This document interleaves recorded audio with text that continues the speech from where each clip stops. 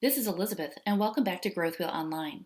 In this video, we'll take a look at the Advisor Relations and My Files tabs, which is where you can find any tools or resources your GrowthWheel Certified Business Advisor has sent you as part of your custom toolkit.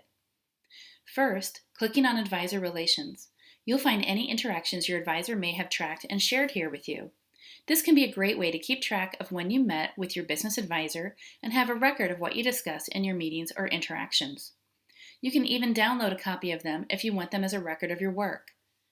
Next, clicking on My Files, you'll find any tools, including decision sheets, articles, frameworks, or other resources that your advisor has shared with you. Here we can see a log of what tools our business advisor has sent us. Watch a short video explaining the decision sheets, or download the tools. Let's download this decision sheet, Customer Survey. You'll notice that the GrowthWheel decision sheets are single sheets that outline important decisions in your business. On the left of the decision sheet, there are directions that help guide you to use these tools on your own. And they are writable PDFs, so we can fill them out in the form, or you can download and print them if you prefer to work on paper.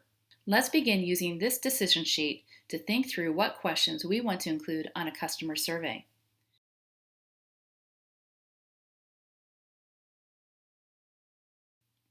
To save our work, you can either download your GrowthWheel decision sheet and open it in Adobe Acrobat Reader. Or, if you've begun working on your decision sheet in a browser window, such as Chrome or Safari, as we did here, you can save your work by opening the Print dialog box. From here, change the Printer option to Save as PDF. In this example, we will save our decision sheet to our desktop. If you get stuck while working with a GrowthWheel decision sheet, ask your business advisor for guidance. Or you can click on the video icon to watch a short 90-second video explaining the decision sheet you were working on.